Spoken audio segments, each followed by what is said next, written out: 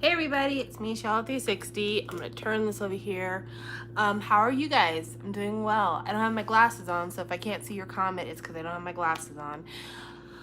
It's Sunday, July the 11th. July the 11th, 2021, and Stevie's back. She came back from her summer vacation, and this coming week she's going to be taking driver's ed, which makes me very, very nervous as a parent because, like, you know, cars, they're dangerous, so of course I'm nervous. But she's not doing the driving portion of driver's ed. She's doing the 30 hours that you have to do in order to get a permit here in our state. So that's what she's doing, and I'm happy with that. I'm fine with that, but it's just still like, my baby's growing up, what am I gonna do? But you guys did not come here for that. You came here because, hey Mason, you came here because we like to talk, and that's what we're gonna chat. Also, she's not gonna be on camera because she's in between dye jobs, because Stevie dyes her hair now, and right now her hair has got a little bit of fading red from the last time she dyed her hair. So we are going to be dyeing her hair again soon, probably getting it cut a little bit more. But the color hair that she had before she left on vacation was really, really pretty. I'm gonna see if I can pull up a picture so you can see what it looks like. It's really, really gorgeous. Let's see here. Okay, so this is her hair before she left for vacation. Do you see that? Isn't that beautiful? That red? It's gorgeous. Anyway, between dye jobs. So once she gets her hair dyed back, you'll probably see her on camera. But anyway, Stevie's back. And now that she's back, she'll probably make more appearances in the background, laughing at me, making fun of me. It's gonna be a good time. But in the meantime and in between time, I wanted to name this live stream Stevie's Back, because I feel like if people don't want to watch the live stream because they feel like I'm gonna be talking about my family or something like that, that'd be amazing, because I really don't want anybody to watch this live stream, to be honest with you, because I don't want to hear nobody's mouth. Because what I'm about to talk about is not really something that I want people who aren't as familiar with my channel to chime in on, only because people who don't know me and don't know my channel don't know my history. And for those of you who are used to watching me, yes, you got it right, Mason. For those of you who are used to watching me, you know how long I have been talking about BTS on my channel. But the first unboxing I ever did for BTS on my channel was Oh Are You Late Too. The first comeback I ever had with BTS where I bought their album pre-ordered was Dark and Wild. I was a fan of BTS before I Need You became popular, before Run and the next string of hits, before they hit the United States. Like, I was a fan. And because of that, um, it has been very hard as someone who knew BTS early on to stay as involved with BTS over the last, I would say, year, maybe 2 years, probably 2 years, but probably definitely the last year and a half has been tough. Not because of the boys necessarily, at least I don't think. I don't know, I have to be careful how I phrase this here. Um, it's always been a challenge. From day one, it's always been a challenge. The first challenge I ever had with BTS is just I didn't know much about them, and when I first were hearing about them, I had a lot of people who were like, if you like SHINee, you should like BTS, but they could never explain like what the correlation was. So when I finally started listening to BTS, I'm like, well, this doesn't remind me of SHINee at all, but this is something I would be into because I like R&B music, I like hip hop, I like R&B. This is in my wheelhouse.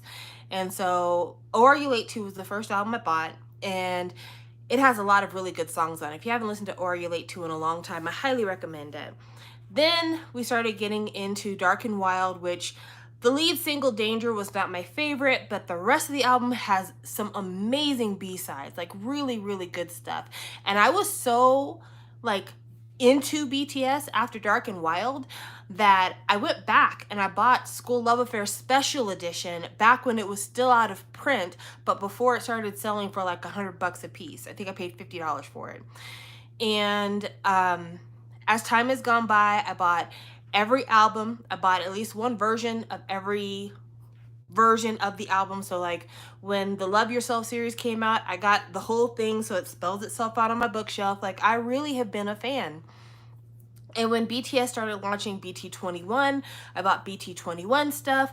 I have BTS Barbie dolls. I have a BTS like camper van for BT21. Like I have a lot of merch as well as having these albums. And I have DVDs and I have cups and I've seen them in concert in Fort Worth. Um, and I like BTS.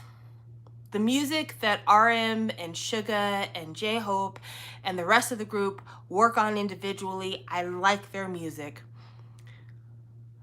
But then the fans made it a problem. It was hard to get into BTS at first because it felt like the fans weren't really telling me what their style was, so I wasn't sure if I was going to like them in the long term. Then once they got popular, it was hard to be a fan of BTS because I had to worry about the issues between BTS fans and XOLs. And as a person who was a fan of both, I didn't want to be caught up in that mess. Then after that kind of blew over because EXO got a lot less active, BTS stayed a lot more active, it was just ARMYs having this reputation as being kind of internet bullies. And that became a really hard thing to be able to be a fan of. But in the last year and a half, being a fan of BTS has been really tough because BTS's music is no longer relatable for me personally. And I've had groups where there's been like a song I didn't like, or maybe even an album I didn't like, and I was like, okay, well, this one just isn't for me. I'll wait till the next one. Or I've had groups where I didn't know them very well, and they had one song I really liked, but then I realized the rest of their catalog wasn't like that, and we went our separate ways. I have many, many, many albums I love for BTS. And it feels like I have no idea who the group has been in the last year and a half. The B album doesn't feel good to me. The album right before it, whose name I can't even remember because that's how little I listen to it, doesn't really feel like it's for me. This maxi single, Butter and Permission to Dance, don't feel like they're for me. And I have to wonder who they are for. And I say that with all the sincerity in the world. As someone who appreciates Rapmon and Suga and J-Hope as hip-hop artists, who appreciate back in the day when Jungkook used to do covers of Korean R&B songs, when he did the cover of Younghwa Bridge and then sang it with Zion T on the Music Awards show, things like that sit in my mind constantly. And I understand that Jungkook was really young then, so, you know, he's a different person now than he is then because he's grown up, he's matured. But this conversation is way past due, but Permission to Dance forced my hand. Honestly and truly, Permission to Dance forced my hand. I had some issues with Dynamite. Everybody knows I did. I talked about it quite a bit. When Dynamite came out, I remember saying, like, it's supposed to be a disco song, but it doesn't really sound disco-y enough. Oddly enough, Permission to Dance actually has more disco violin than Dynamite did. And it felt a little weird. I thought the lyrics were strange. You know, waking up in the morning, grab a cup of milk, let's rock and roll. Bizarre lyrics.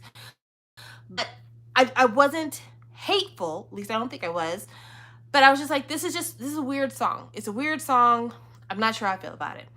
Then Butter came out, and I don't even think I talked about Butter because Butter was one of those songs that the first time I heard it, Stephanie said it sounded like a Shiny song, and I'm like, blasphemy. I couldn't even talk about that song after Stephanie said that. But I didn't talk about it on my channel because there was no physical release for us to talk about, so there wasn't anything to talk about in my opinion. But Permission to Dance is just a bad song. I'm sorry. It's just a bad song. It's a bad song in terms, it is a song that has no place on the radio. It has no place in people's day-to-day, like in the background lives. It's one of those songs that if you had told me this is the theme song for an anime, or this is the lead song for uh some new like teen drama or something like that, I'd be like, okay, well that makes sense. That's why this song doesn't really sound like a radio song. But this song, what is this song? Like, I mean that with my heart, without trying to be an asshole or anything. Like, who is this song for? And this is a song written by Ed Sheeran, which I remember when they told everybody that Ed Sheeran was writing this song. In my group chat, I told the people there, I'm like, this is going to be a bad song. Because Ed Sheeran, in my opinion, has lost his touch. I think the last song I really liked from Ed Sheeran was the song that he did, Shape of You. And I don't think I've liked anything from Ed Sheeran since. I recently listened to Bad Habits, that new song that he came out with. I thought it was okay, but it just wasn't the song that I wanted to hear from Ed Sheeran. Not that he has to do another Photograph for me, but just that duet collab album that he did was trash. Let's all acknowledge that album was trash. I thought the song that he did the last time for BTS was an okay song. Make It Right was an okay song. It was cute, but it wasn't my favorite thing on that album. My favorite song from that album was Home, which I think a lot of other people can absolutely relate to. Home was that girl. Home was that bitch. This song, I almost can't believe Ed Sheeran had anything to do with this, but at the same time I can. Like, the verses sounded very much Ed Sheeran, but like the rest of it, it sounded like it was written by whoever wrote TVXQ's Balloons. It just didn't make... Who is the song for? What decade is this song for? What is this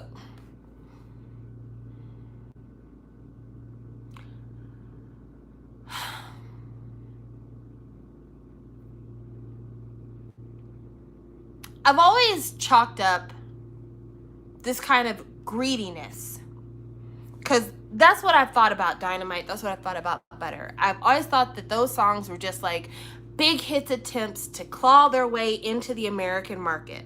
Because even though songs that BTS has done in Korean have done well in America, at the same time, I felt like Big Hit wanted more. And that's why Dynamite was like all English. That's why Butter was all English. Why the B album was fucking $50 the first time they released it, and then they released a cheaper version, even though it wasn't super much cheaper. I just felt like this is Big Hit. This is what Big Hit is doing. And the guys are just in it for the ride because they're artists, and artists don't really care about that kind of stuff. But I think I've given too much of a pass to the members of BTS, because at this point, let's remind ourselves, the members of BTS are now shareholders. Bang PD is no longer the CEO of the company. I don't know who the CEO of the company is, but he stepped down from being the CEO so he could stay more on the artistic side of things. I feel like at this point in the game, no one at Big Hit can force the members of BTS to do anything they don't want to do, because they know that if BTS wanted to walk away from music at this point in their life, they've made more money than they probably ever could have doing anything else, and they don't need to continue to perform the way they have. So at this point, this has to be something that they want to do.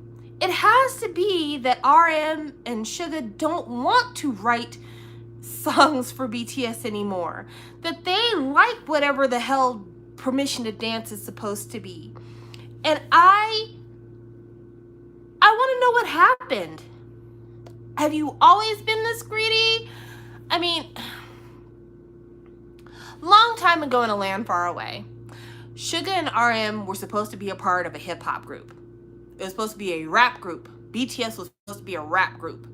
And as people leave and the group changed and morphed into more of an idol type thing, RM and Suga stayed. And we've romanticized their decision about why they stayed. That they stayed because they felt like we can do something really artistic with this idol concept. We can stay true to hip hop while still delivering something that the public would understand, would like, that still sends a message, and that we really like the people that are in this group, and we really want to stay working with them. But I mean, listening to these last 3 songs, it makes me want to reevaluate the entire narrative. It really makes me want to reevaluate times when we've said that this isn't a decision that BTS made, this is all big hit. It really just makes me call all the things into question, and it's hard. It's hard to process all of this.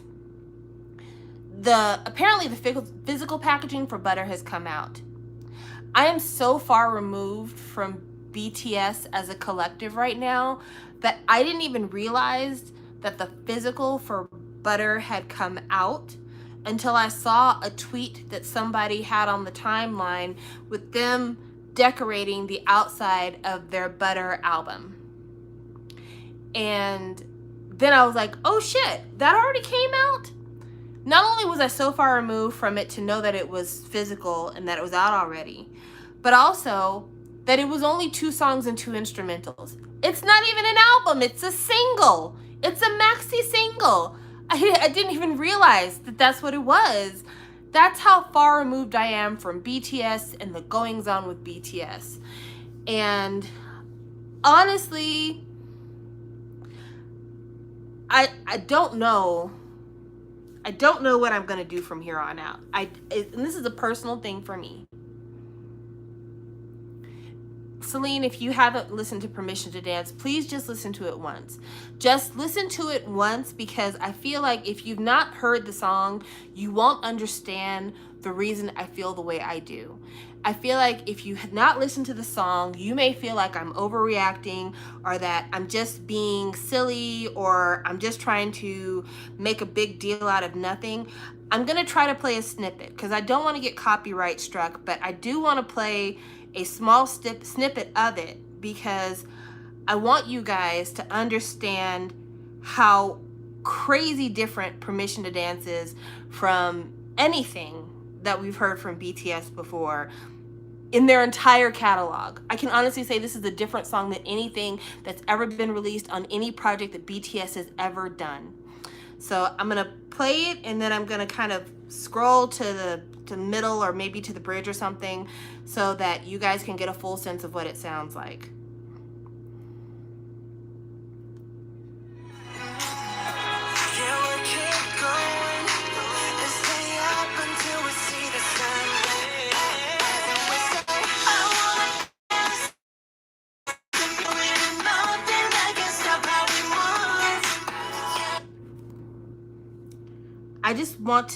I want you guys to tell me, have you ever heard anything like that from BTS? Ever in your life?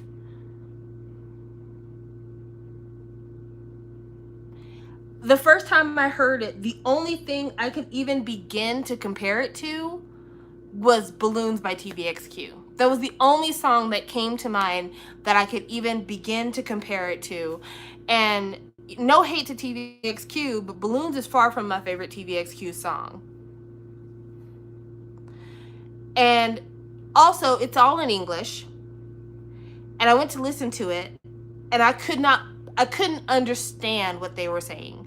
Because when the other members of BTS sing in English, actually even when RM sings in English, it tends to be very phonetic. And yeah, it just felt like a mess. And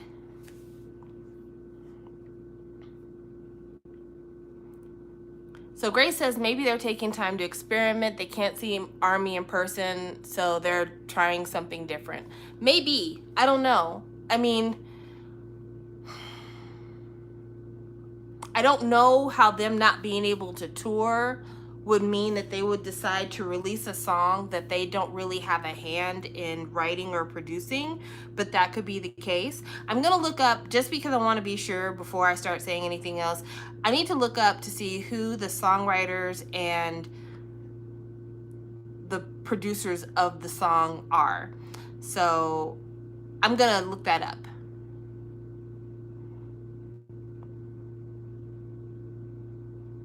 Okay, so the songwriters of this song are Ed Sheeran, Johnny McDade, Steve Mack, and Jenna Andrews. And the producers are Steve Mack, Jenna Andrews, and Stephen Kirk.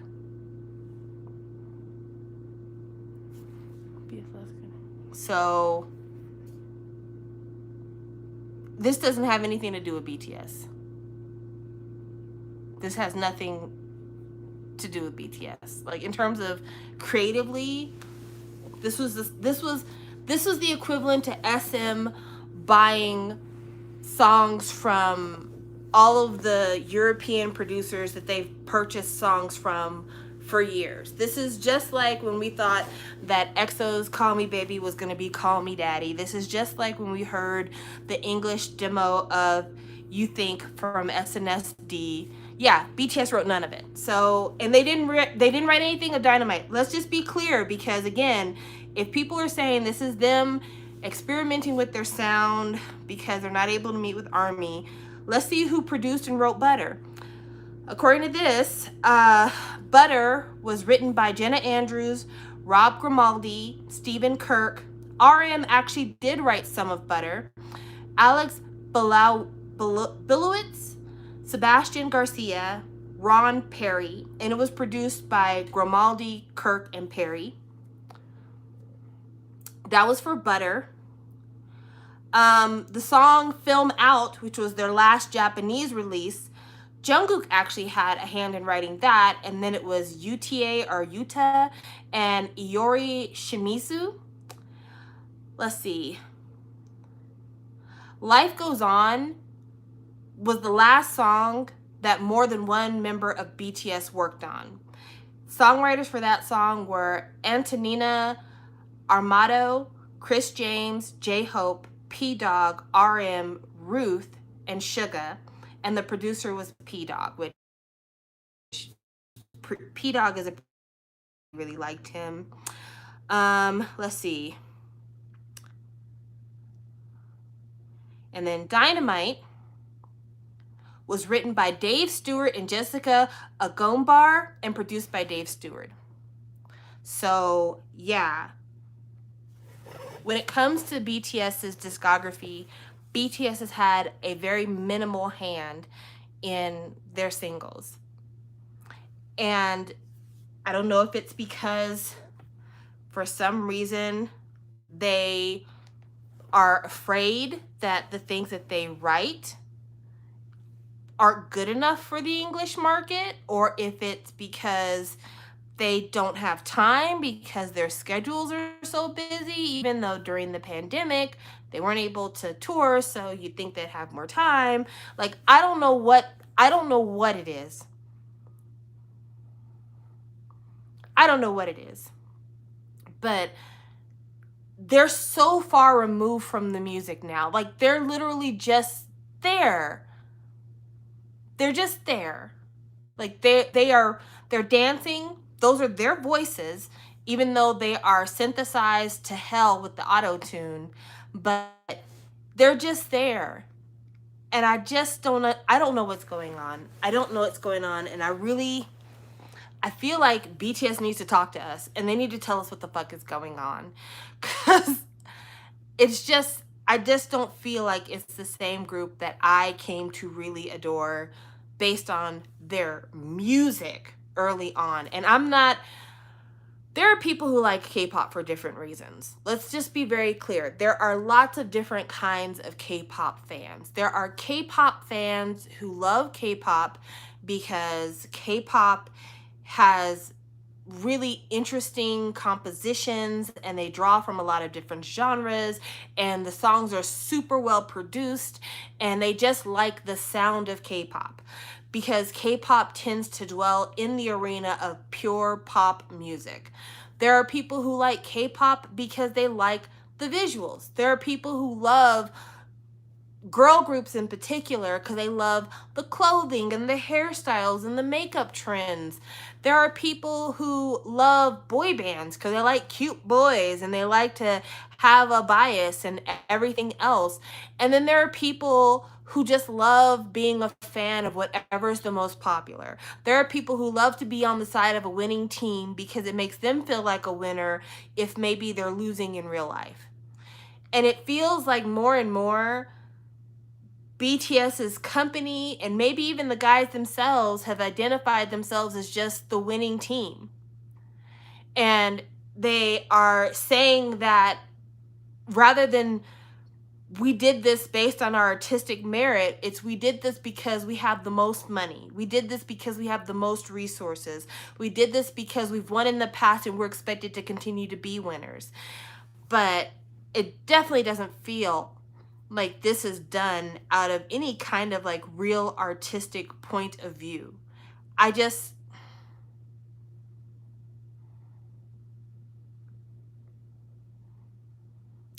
sad. I'm just sad. We can sit here and talk about all the stuff that I liked about BTS back in the day, but I'm just sad because like I have really loved BTS. I have loved BTS's title tracks. I've loved their B-sides. I still think the greatest moments in life, Young Forever period is the best period BTS has ever had. Like, don't get me wrong, there are some real gems in the Love Yourself period. Even, the shit, I can't even think of it now. The one right after Young Forever, which I can't even remember the name of it because my mind is going 1,000 places. Wings, Spring Day, that was a good period as well. But Young Forever, greatest moments in life, like that is a period of time that is just, it was a period of time when like I almost felt like if I had to take a side in terms of like BTS or EXO, I was starting to creep towards BTS because I'm just like, I don't know, this last album run is really, really good. So yeah, I just, and also like it was one of those things. I think I just need what I see. I think just what I see. People who don't like the song, which is valid, get lumped with people who use their dislike of the song to question the boys' Koreanness. If people are using the song to question the Koreanness of people who grew up in Korea and speak Korean, you're just being an asshole at this. I don't even know why their Koreanness would be in question. Like, I can sing country music. I'm still black. So what the hell does the music I sing have to do with my ethnic background, my social identity? It doesn't. It's music, guys. Come on.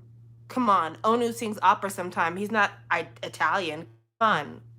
Like, that's just a really silly thing. But like,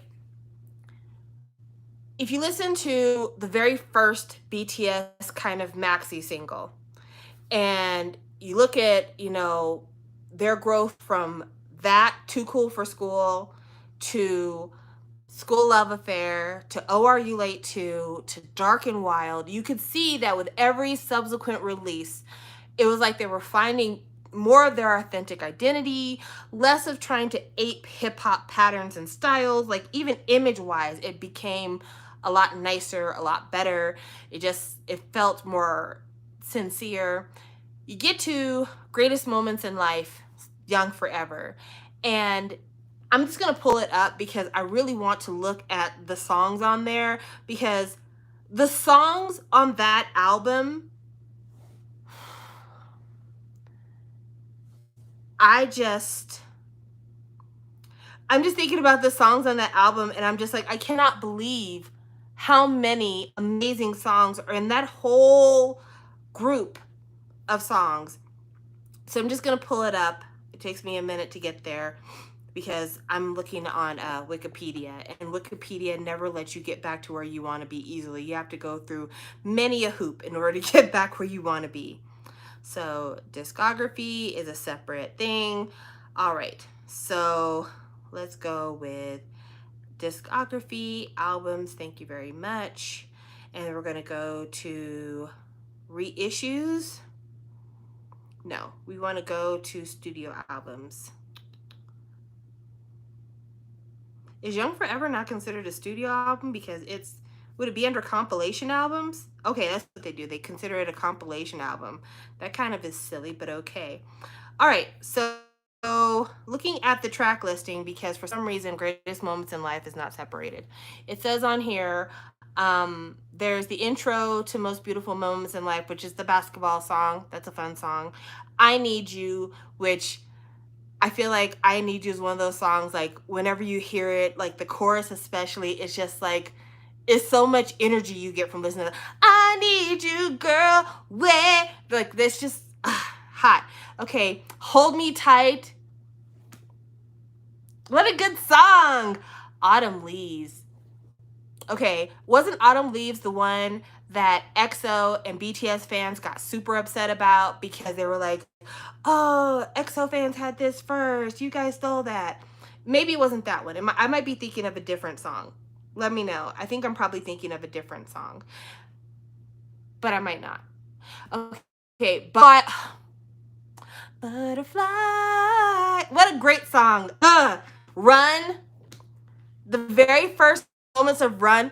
Ding, ding, ding. Wow, wow, wow. Oh my gosh, Run. Run is still probably one of my favorite title tracks BTS has ever done. I love Run so much.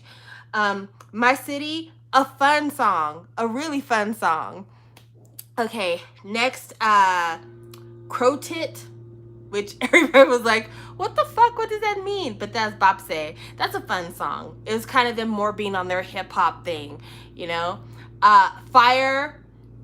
Fire. Actually, Fire is one of my favorite BTS videos. I really like the chaotic energy of that video. And like the part where like all of a sudden they start like stomping and like the camera goes down and it goes back up and there's like an army of people there. I really like that video. Save Me. I remember not being sure if I was gonna like Save Me the first time I heard it, and I love that song. Save Me is such a good song. Oh, save me. That's a great song. Epilogue, Young Forever. Forever we are young. I actually still like the song. Converse High. Converse High. That's a great song. That's a great song. Issa, Moving On. That's a good song. Not my favorite, but it's a good song. Whalian, 52. Lonely, lonely, lonely whale. Oh, what a great song. Then the extended version of Butterfly. Oh, bitch. Oh, bitch. Oh, bitch. One of their best B-sides ever. It doesn't beat Tomorrow, but still one of their best B-sides ever. House of Cards. Dung, dung, dung, dung, dung, dung. Oh man, House of Cards. And then like the full length one where they have the bridge and like all the high notes in the bridge. Oh man, what a great song. Love Is Not Over, great song. The urban remix to I Need You, if you've never heard that, it's a good song too. Run ballad mix is actually really, really pretty. I suggest listening to that. There'll never be another Young Forever. And actually, that doesn't even have all the songs because there's one extra song on Greatest Moments in Life Part 1 and one extra song on Greatest Moments in Life Part 2. But man, what a fucking moment. What a fucking moment in time. Like, peak BTS there. But yeah, wow. And that's the reason why it's so hard for me as a fan to swallow a feel like it is at all related to this current incarnation of BTS that we had. And I'm just gonna check real quick what year this was. This album came out in 2016. It's 5 years ago. And music changes. The stuff that was popular 5 years ago is not going to be super popular now. We might reminisce about it and we might have nostalgia for it. But, you know, facts are facts. I don't think if you put out a single like Run today that it would burn up the charts the way it did 5 years ago. Because 5 years ago, the thing that made BTS really stand out was that their songs were so different than everything else that K-pop was doing. Everything else that K-pop was doing had a layer of artifice, a layer of the company told us to do it, the layer of it's all about the concept rather than the song. And with songs like I Need You and songs like Run, it was very much like this song just has emotional depth to it. Like there's something about the way y'all have written this song. There's something about the way you've produced this song. Even though I don't speak Korean, I can feel my heart racing as I listen to Run. I can feel like the yearning feeling while you're crying out, I need you, girl. I feel that. And I don't feel anything listening to Butter. I don't feel anything listening to Dynamite. I feel less than nothing for Permission to Dance. I don't feel anything more.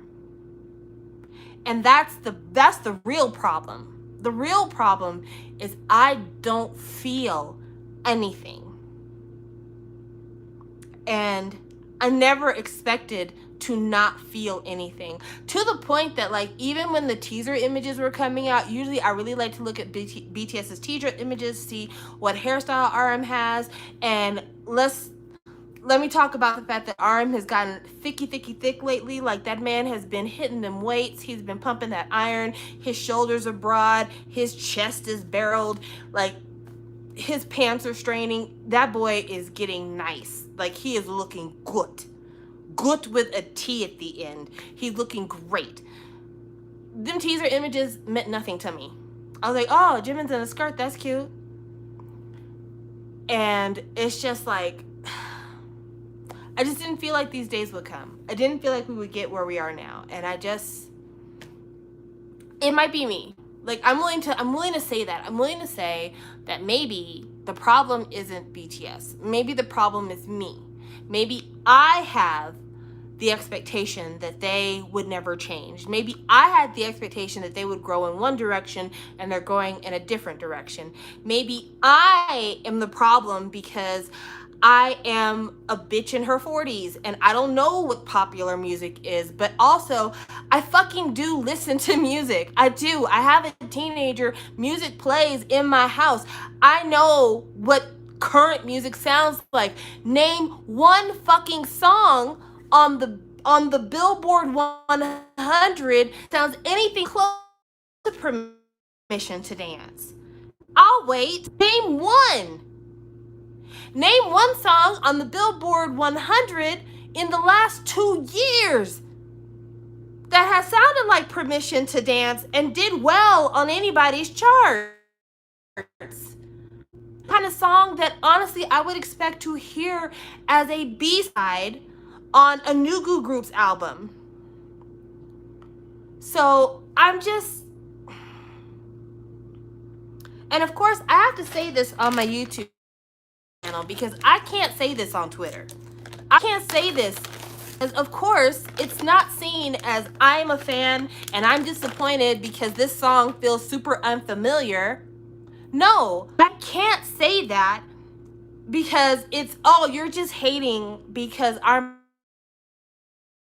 man's is this pop that your faves killer. Hating you wish could do what my faves could do. It's not that. It's not that. I've never begrudged BTS their success. I've never wished for BTS to fail. I've always wanted BTS to do well. Like I said, I like them. I like them a lot. I've spent probably at this point upwards of $2,000 on BTS. Because we're talking concert tickets, we're talking merchandise, we're talking albums, we're talking photo cards. I like BTS. I really, really do. This ain't it for me. This ain't it for me. And it's like you can't even have an opinion if it's not, I love this, this is so wonderful, this is the best thing ever. Any opinion outside of that is just hate. But I'm not hating on shit. I'm not. This just about bias groups. And for a while there, BTS, one of my bias groups. That's the crazy thing about this. Where I told people my favorite K-pop groups were BTS and SHINee. And there are a lot of BT SHINee fans out there. And it's just wild. It's just wild that we're at this point. The other thing that's sad about this point, also, I'm eating the world's weirdest Skittles. I'm eating these Pride Skittles because they were half off at my local grocery store because Pride Month is over, so everything has to go apparently. But these are the Pride Month Skittles because according to Skittles, only one rainbow matters during Pride. Give the rainbow. The Skittles inside this bag are gray. Do you see them? They're gray. If you bite them in half, they're white on the inside. I can't tell what flavor anything is. They all taste the same, and they all taste like cough medicine. And I can't stop eating them, even though they do not taste good at all. But I digress. Let's go back to it. You might ask yourself, why does it matter if negative or critiquing responses don't get heard? What does it matter if the fans can quash out any kind of critique and it never makes it up to the top, and the only thing that is allowed to be happy, or not happy, the only thing that's allowed to be said or heard are happy takes and appreciation and good thoughts and wonderful comments? The reason why it matters that you can't have a critical opinion about BTS's new music, the reason why it matters that no one will let you just tell the truth, is because if none of our critiques and none of the things that we have to say about how this song just ain't it ever reach the ears of the people who are helping BTS with their creative direction, then we're going to keep getting more of this. That's why it matters. And I want to be very clear on that. When Dynamite did Dynamite, of course, BTS and their handlers said, well, bitch, why are we breaking our necks trying to write the music when we could just pay somebody to give us the music and we just get out there and we sing, we dance, and we go home and print our money. Just print, print, print. Butter comes out. It stays #1 on the charts for weeks. Again, we didn't write that shit. We gotta write that shit. We just gotta show up, dance, sing, be pretty, wear these clothes, and print money. Cha-ching, cha-ching, cha-ching. So of course, you don't have to write nothing on Permission to Dance. Ed Sheeran's gonna write it for you. A couple of his homeboys and homegirls are gonna get together on the song. You guys just need to show up. And you can print money again. Because you see how well everyone just loved that other stuff that you put out? And it's just like, that's why it matters. Because there were people who said they didn't like certain elements of Dynamite. There have been people who said that Butter was an okay song, but it wasn't a song they felt like continuing to come back to. Or it was a song that took a while to kind of settle into their psyche. That being said, there are those of us who Permission to Dance will never be on repeat. It'll never be a song that we revisit. We'll only revisit that song just to play it for people, to show them how different BTS is now than where they began. And because any criticism is seen as being a hater or being dismissive or just being wanting to say something negative because you hate the boys, they'll never know unless people just don't buy it, unless it doesn't chart. People will never know how disappointing this is for us and how this is just one more boulder on top of a large pile of stones that have buried our initial feelings for BTS. Because that's what it is for me. That is exactly what it is for me. And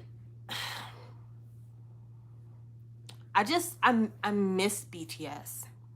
I do. I miss when BTS, the things that I'm excited for now for BTS aren't even shit that really I should be excited about. Like BTS had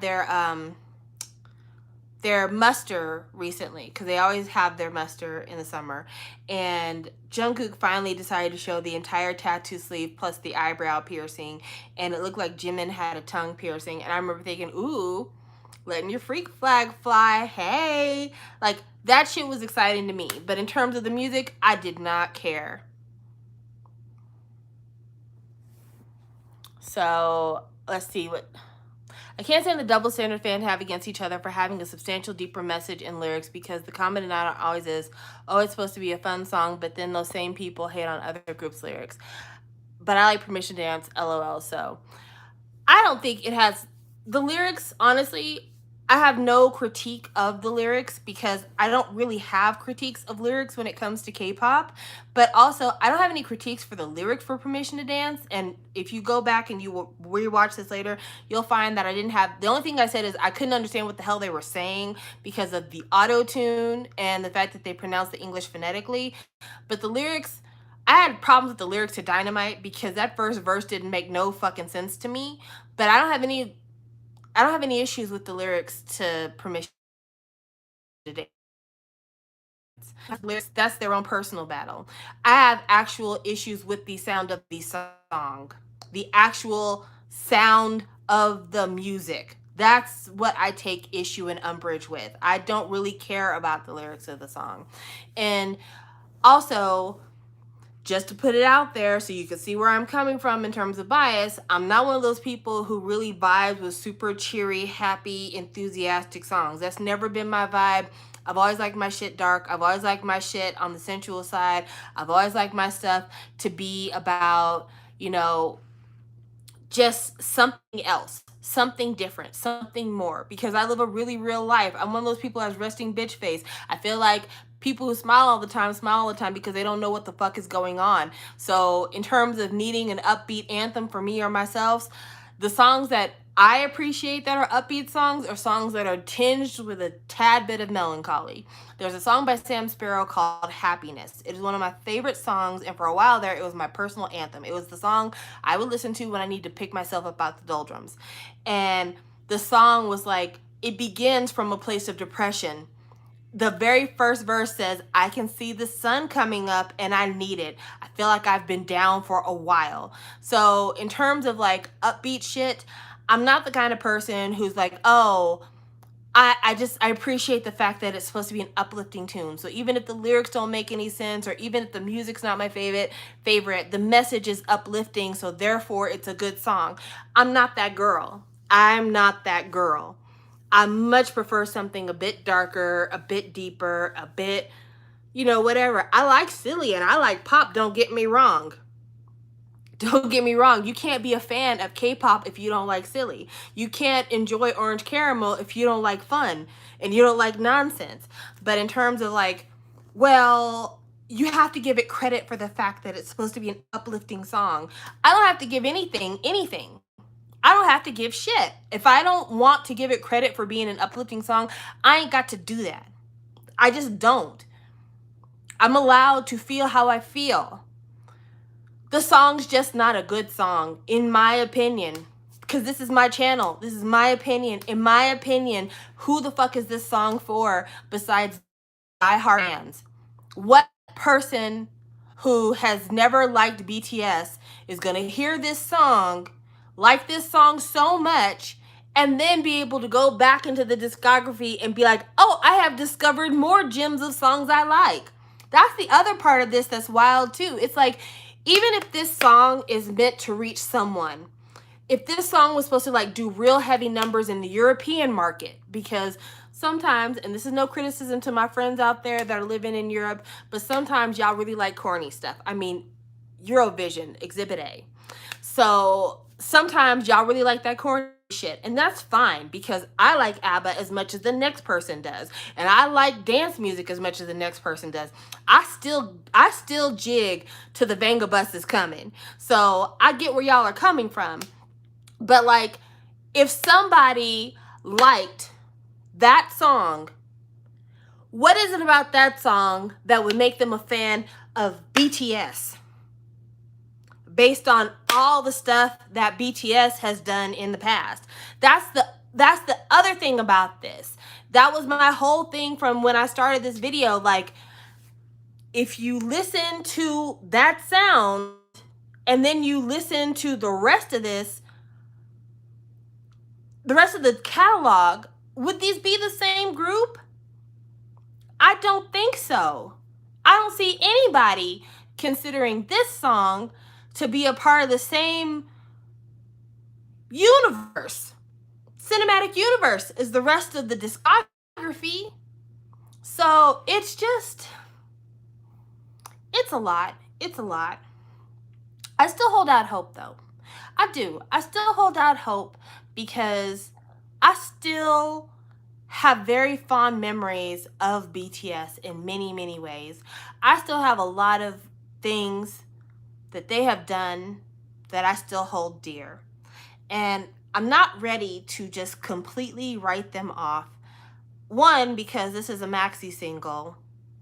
And two, because I'm waiting to see what happens with the military thing. I am seriously waiting to see what happens with the military thing.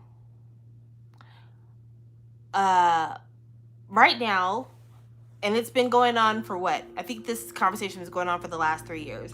Right now, there's still being a lot of serious thought being given to whether or not BTS will be excluded from military service. And I really need to see what happens there, because I've always believed that when BTS finally has to begin their military service, that's when we will see whether or not BTS will change significantly.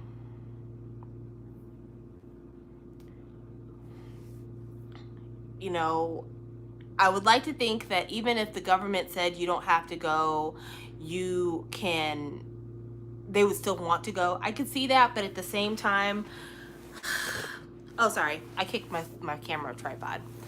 At the same time, with them, like I said, making these kind of greed-based moves, in my opinion, of these songs that they're not even writing or producing, what's to make them decide to not just skip the military? And netizens don't care if BTS serve in the military. Like, again, this is a debate that's been going on for about, I would say, 3 years, maybe. Since it was very first suggested that BTS not serve in the military, I can tell you now, the opinion has swung wildly towards the positive.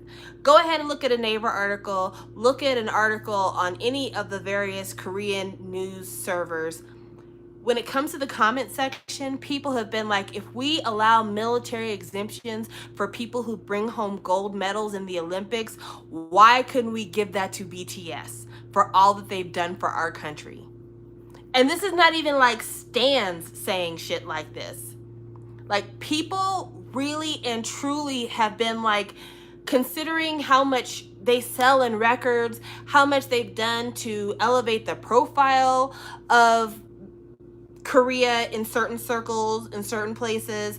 Yeah, why would we make national heroes like BTS go into the military?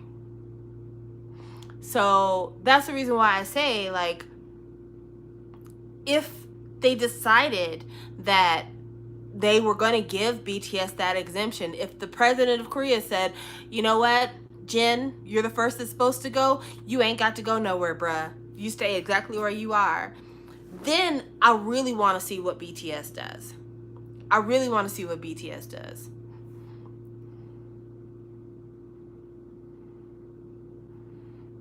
We'll see what happens. You know, people change their minds all the time. There's a famous what is the name of it? There is a there is an artist whose name I cannot remember now. I want to say it was like Steven something or other, but I'm certain I'm wrong. But there is a guy who, at the time, this is like 20 years ago, he was super duper popular in Korea. And he was, I think he had lived in America for like many, many years, and then he came back to Korea. And he was popular like the way that Rain was popular before 2012. Like, he was that kind of popular in Korea. And he had told everybody, I'm going to go into the military when my time comes because I'm a good citizen. And everybody's like, he's the best. Oppa. Yeah, Steve, you. Thank you. And then when it's time for him to go to the military, like when the military is knocking on the wall, he marries an American citizen, goes for American citizenship, and leaves the country to be on his honeymoon. And Korea said, oh, so it's like that? Then stay your ass out of here. And for 20 years, this man was not allowed to step foot on Korean soil. Like, he would fly to Korea and they wouldn't let him out the airport. That's how serious that shit was. And he's just now being allowed to visit to see his family because he was born in Korea, and a lot of his family, including like elderly relatives, still live in Korea. They were getting old, getting sick, and he wasn't allowed to see them. He just, in the last, I want to say 2 years, was allowed back into Korea. He had had a lifetime ban from ever stepping foot in that country. And he waited until the last minute to just drop the ball and decide, I'm not going to the military. Now, there are a lot of people who have a lot of opinions about why he did that. There are some people who felt like he did that because he was scared of going to the military. There are people who feel like he did that because he thought that Korea would not be as mad as they ended up being, and that he would be able to come back to Korea and be like, oh, well, the reason why I'm not going to the military is because I'm a hot artist right now, and don't y'all want to see more of me singing and dancing? If I go to the military, y'all gonna have to wait 2 years, and you don't want to wait for me to come out the military, do you? You want to see me do the Running Man right now. And he vastly underestimated, I guess because he wasn't raised in Korea, he vastly underestimated how people felt about this military thing. There hasn't been an artist that people have been so either on the fence or towards the positive about them not serving in the military probably ever. Even Rain, people were like, you sure are taking a long time to go to the military, King. You need to hurry up and get into the military, bruh. It's the last minute now.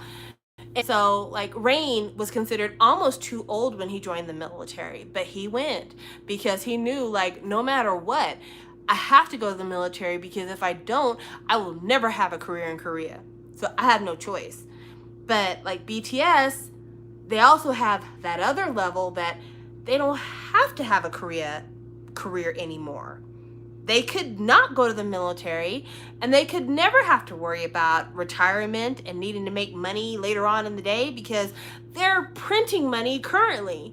They've got tons of money now. So, and they've got tons of international fans. So that's the reason why it's like, if they didn't want to go to the military and they were afraid of it damaging their reputation, people would get over it. And even if they wouldn't get over it, they don't have to ever promote in Korea again if they don't want to, because they make a ton of money in every other place. So that's the reason why it's just like, at this point in the game,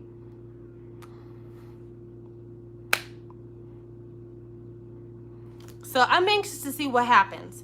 I'm anxious to see what happens when the final determination is made. I'm anxious to see what happens when Jin joins the military, how promotions are going to be.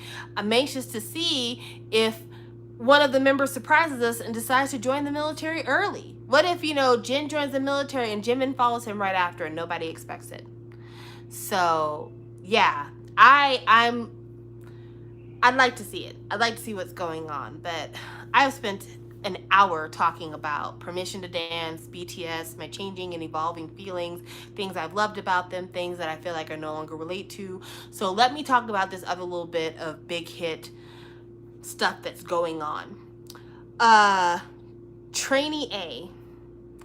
I got a message, I got a DM, and that's the reason why I need to talk about it. So I got a DM from Chase_me_now.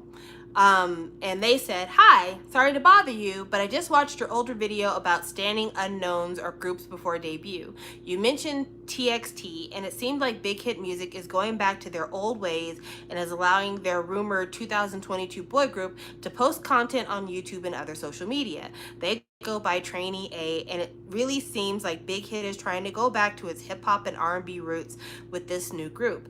BTS had social media in 2012 before debut as well. I would love to know what your thoughts are on this. Hope you can do a live soon and I can come chat."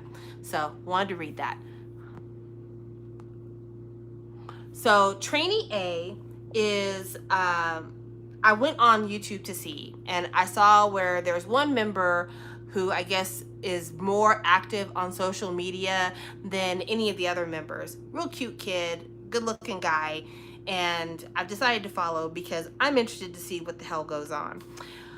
But the vlog that I watched was the vlog where this guy goes back to the studio after they had been, like, I guess sent home because of COVID and everything else. It was their first video going back into the studio. And just to be clear, Trainee A have not said that they are with Big Hit. I think that's the other thing you guys need to know about it.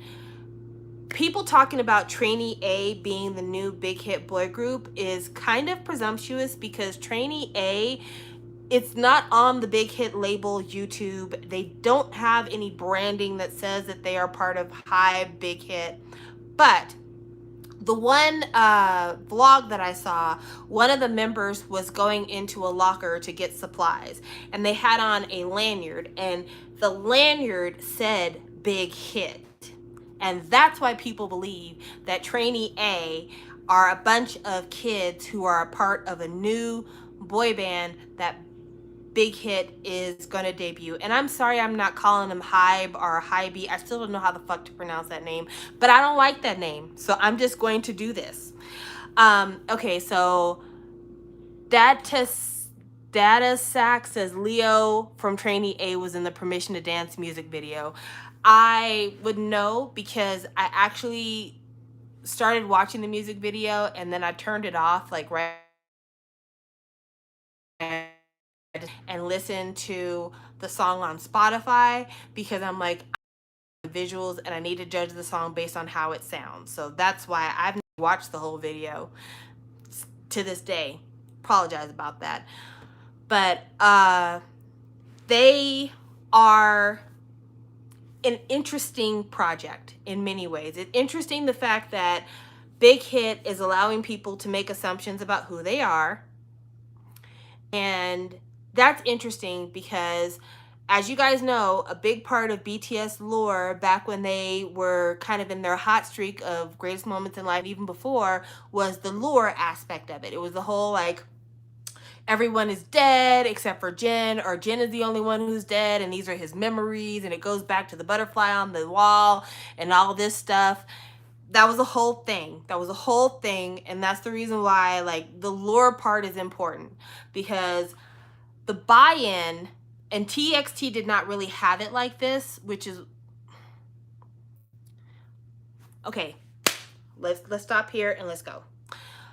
BTS, part of the reason why their initial fandom was so utterly devoted and why they were so intense about the boys is because members of BTS were on social media even before they debuted, and they talked a lot to fans, and they had like all of their Bangtan bombs, and just there was a lot of communication before anything was even released. And then once everything was released, there was still a ton of communication. And that was different for K-pop. K-pop didn't really do that back in the day. Like, you didn't know about a group until the moment they debuted. You could guess who's gonna be what, but you really didn't know. And even now, even when we hear like these are the members of a new group, or somebody believes somebody's gonna be a member of the new group, they don't really get a chance to have social media and talk to us. Part of it is because so many people get in trouble over fucking social media that companies are like, I'm not going to spend $1 million getting you ready to debut, and then you fuck it up because you said something stupid on social media. But BTS was very different in that regard, that they were very much like, they felt like people that you could touch, people you could talk to. They felt like a friend because of their social media usage. It was almost like watching a YouTuber or something. You had that kind of different parasocial relationship. So then we have TXT, and TXT, for most people, they debuted in the traditional way that most K-pop groups debut. It's like, here are the boys, here's the teaser, here's the project. And outside of South Korea, you mean, because, well, of course we're talking about South Korea. I mean, we're talking about K-pop. Very clear, we're talking about K-pop.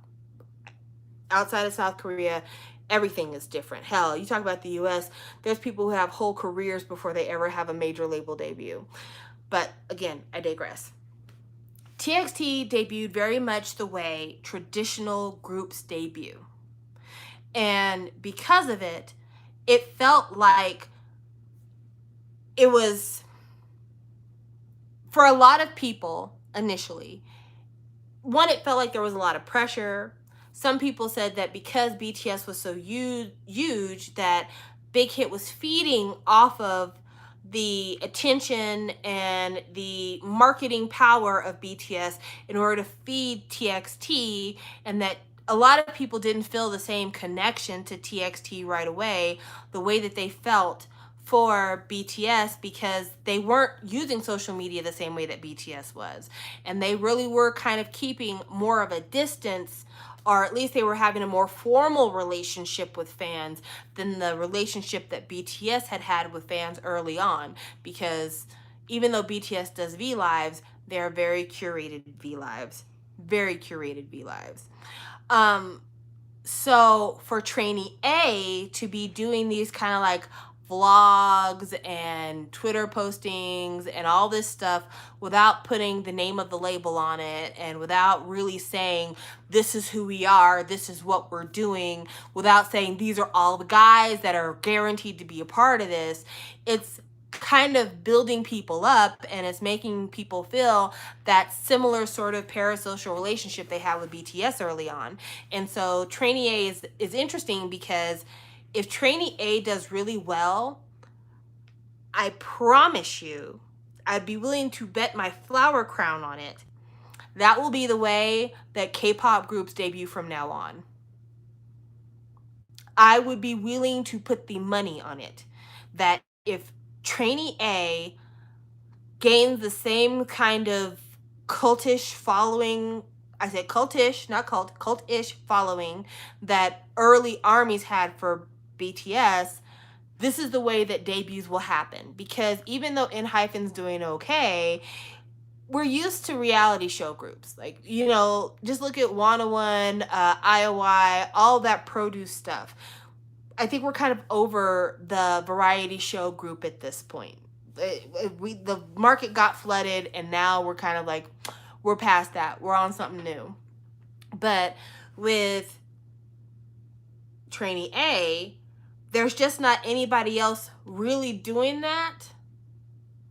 So what'll happen more than likely is, if Trainee A is a big hit because they've built this kind of following out of nothing, kind of, then Big Hit's girl group will be debuted this exact same way. I will bet you, I promise you, HYBE will debut their girl group the exact same way. It'll be a few girls on social media talking about, this is my best friend Chaerin, and we are trainees, and follow us on a day in the life of a trainee.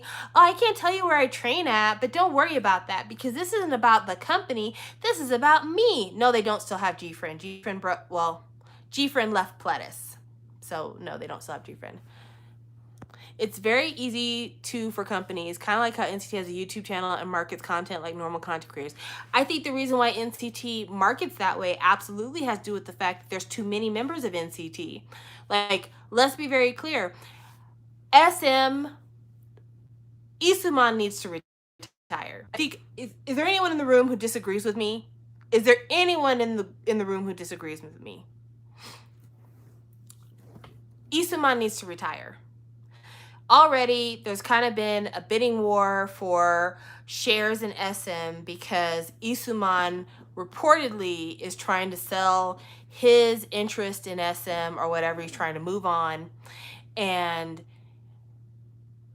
the problem, I think, has been that Isuman has set up this whole kind of like shadow company when it comes to SM, and like, we've talked about this before on the channel, but SM has never paid stock dividends to shareholders in the entire history of SM. It's never happened. Shareholders for SM have never actually gotten paid stock dividends.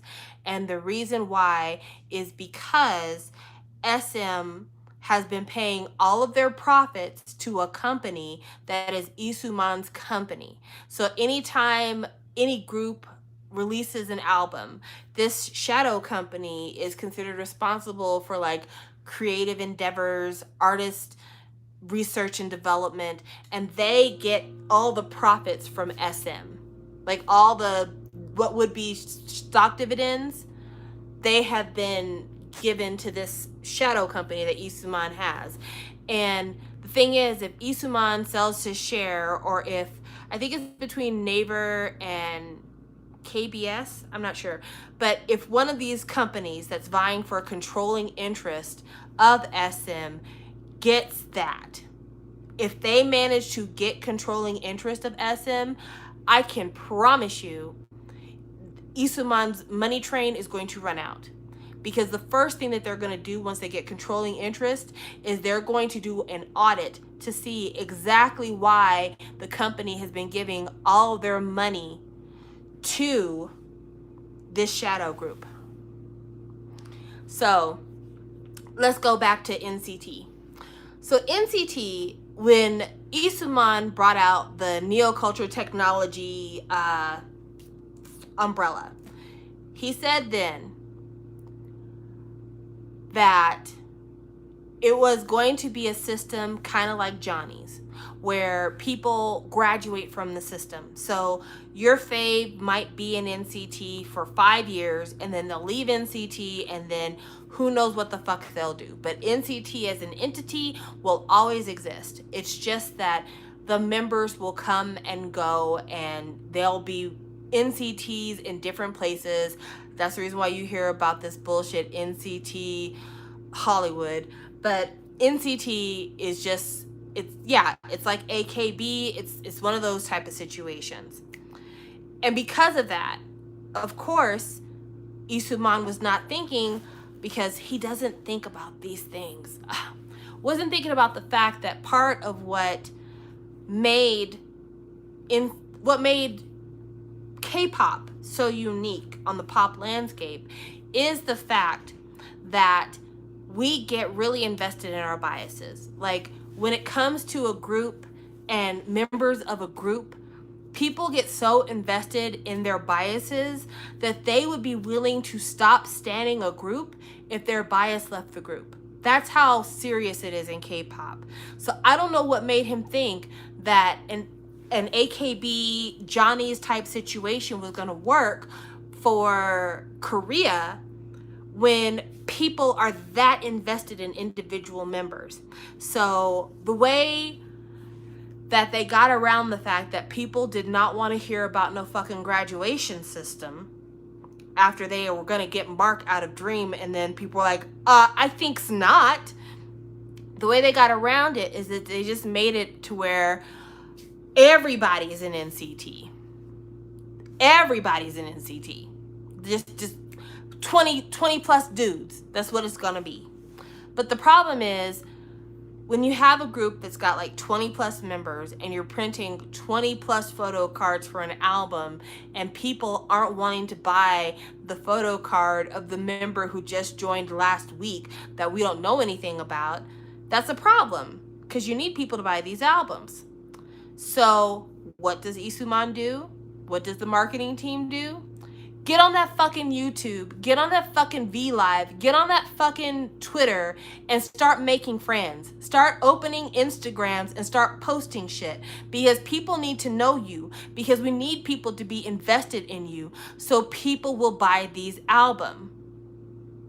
So yeah, that's what this whole deal is. That's the reason why members of NCT are on the regular trying to upload stuff, because that's the name of the game now. It's about connection. It's about building up that fan base and having them invested in you as a person in order to keep things going. And when it comes to NCT, there was so fucking many of them in so many different places. They're like, you guys need to be on these internets to get people to continue to buy these albums, because if they don't know you, they're not going to want to buy this album. Like, when you think about, and this, oh man, it always comes back to this for me. I've got to find a new talking point. But no, I am going to talk about this because it makes all the sense in the world. When it comes to fandoms, just for an example of like how extreme fandoms are, take SHINee. SHINee fans are such extreme examples of, I'm connecting with this one person, and if you do anything to disrespect my one person, I will burn this house down. Jonghyun has not been an active participant in group promotions for almost 4 years. That don't matter. People to this day, to this very second, when you talk about SHINee, you better say 5. You better say 5. We will not hear anything else about it. Even though Jonghyun can't promote right now. Doesn't matter. SHINee is 5. Call it 5. That's how much people identify with singular members of a group. And so for him to believe, Isuman to believe that a rotating system was going to go down in K-pop fandoms, like, no sir, no sir. That's not what we're doing. That's not what we're doing. I haven't dipped my toes into Big Bang fandom in a really long time because I don't need that kind of stress in my life. But a lot of folks in the Big Bang fandom who are like, if you say anything less than 5, I'll cut you. Now, that's not my life. That's not my fandom. But I'm just saying, when it comes to K-pop, there's just certain things that get done in K-pop that aren't the same as they are in other places.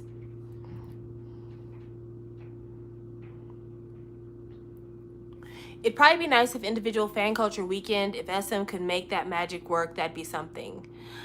Yeah. Okay, but girl. Oh yeah, okay, so on Twitter, I recently had to flag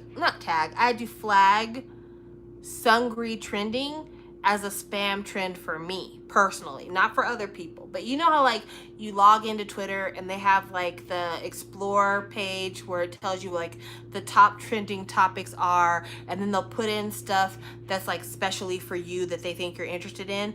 I would get Sungri almost every other day, like some trending thing about him, even though it wouldn't really be trending because it'd only be like 1,000 tweets about it or something. I had to actually tell Twitter that this is a spam topic for me so that they would quit recommending it, because it was showing up every single day, because Twitter has identified that I'm a second gen stan, and they're like, oh, second gen, then you probably are really super interested in this.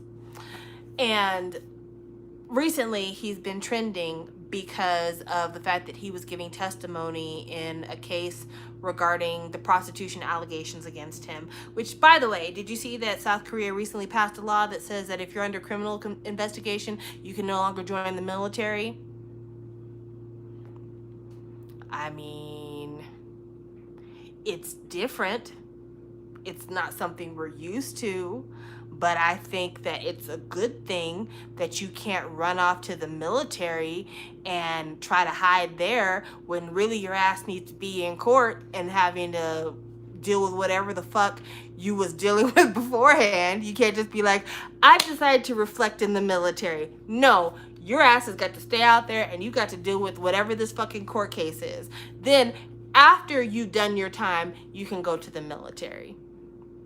Even though, how would that work if like you're an idol that you are in trouble, but you are somebody who put off military service until the last minute, and then by the time your case is over and you've been sentenced and you do your sentence in the military, or you do your sentence in prison, that you're too old to enroll in the military? Like, how is that gonna work out? I don't know. But either way it goes, Sungri did that. There's a lot of things I don't give him credit for, but Sungri did that.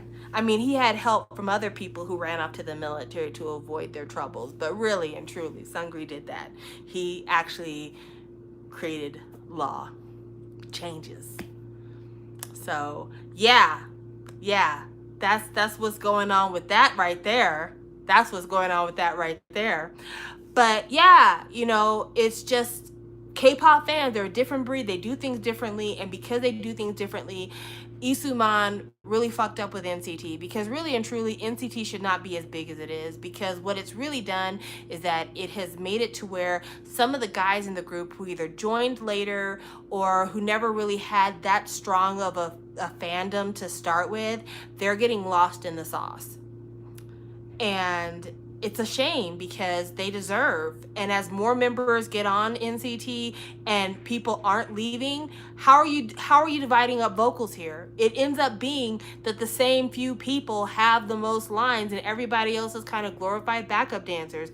Whereas if we had legitimate separate groups, then people would have a chance to have their fucking voices be heard on albums and not being like, did you hear that sarange? That was me. That's my 5 seconds. Not even 5 seconds. That's my 1 second on the album. Hey. They should just be different groups. I don't know if it's based on how much time you get on the song. I don't know how the payments are done there. I really don't know.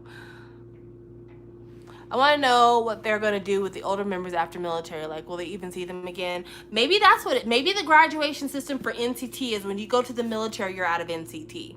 That might be what it is. So Mark will have to work forever because he's never going to the military. I don't know. I'm not sure how they're working that out. But yeah, it makes me sad because especially with the Japanese members, if you took all the Japanese members of NCT and you made them a group, they would kill in Japan. Because Japan has always been super friendly to SM groups. And it's just like, okay, you have an SM group full of Japanese people. Like if that was just them, if every Japanese member of NCT was just the group and you just sent that group to Japan to kill it, SM could print money. SM could print money because SM has always done really well traditionally in the Japanese market. The only SM group that never really did well in Japan was FX, and that's only because by the time they sent FX to Japan, it was just like, okay. So, there is an NCT Japan. NCT Japan is just NCT. It's a bunch of Korean members. That's what NCT Japan is. But there's people sitting in the SM training rooms right now who are from Japan, who are waiting for their year to join NCT, that if you just pull them and make them a Japanese group, then there you go. So why are we wasting fucking time? Why are we wasting time? If they would spend more time letting Wavy do their thing in China and actually like really building up a fan base in China, that would be great. because China is eating up the idol thing. So I don't know why they just don't. Greed and dumb, thinking you know better than everybody else. That's what it is. It's just it's distracting how many mistakes SM likes to make when it comes to promotions and things of that sort. It's actually it makes your brain hurt. Okay, so probably. So let's talk about this JYP blind package because I don't know anything about it. So that's the reason why I want to talk about it with you guys, because you guys keep asking me and I'm just like, okay, I guess. So I'm going to type it into search to see if there's an article about it. It would help if I knew how to type with my thumbs. I do, like on a keyboard, I do really well. When it comes to my thumbs, I don't know. Okay, so I just want you guys to know that I never ever go to all K-pop about anything. I'm only going to all K-pop right now because they were the first person that came up and I didn't want to do a bunch of searching to keep you guys waiting. This is what this AKP staff article says. It says, how netizens are reacting to the new marketing strategy called Blind Package released by JYP. A few days ago, JYP Entertainment grabbed everyone's attention as they released a mysterious teaser clip showing a black package without any logos of any sort. The Blind Package grand teaser showed just a mysterious black box with a line that read, "Not an ordinary package, it's extraordinary." The teaser has not included much information, therefore many were wondering what this teaser meant. And it says, grab your future. And the dates on it say July 16th through July 25th, 2021. So apparently it is around the corner. Then on July 9th, the agency revealed that this package is actually a blind package album for a girl group they plan to launch next year, which I don't know why they are releasing it now when, according to the information, the girl group will be released in February of next year.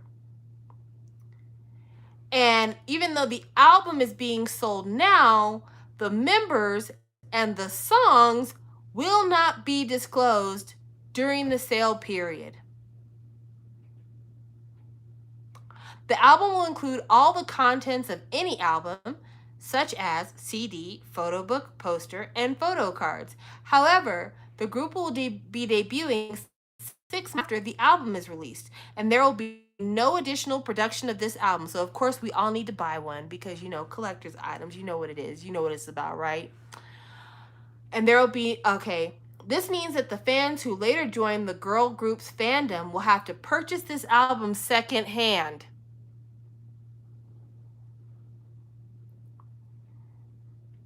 After the information about this new marketing strategy had been released, there have been many discussions over this blind album in various communities.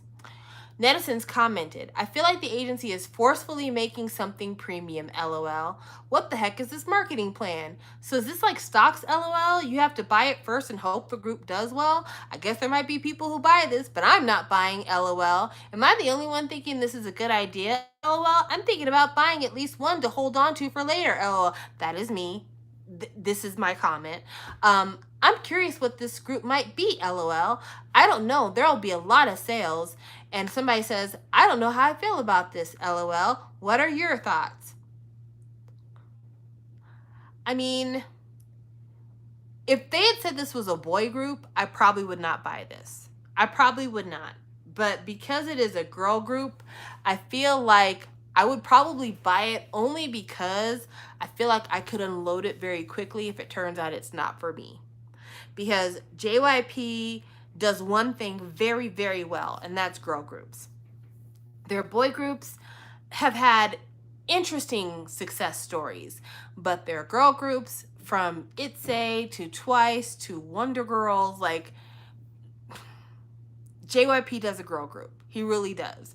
So if we're talking about, like, will this group be successful? Will it be worth having this thing? I absolutely feel like if you're somebody who collects K-pop, you're not gonna hurt yourself buying this album. Like, it's, you really are not gonna hurt yourself, because JYP girl groups always do well. And yeah, and it's not an NFT. No, it's not. Okay, so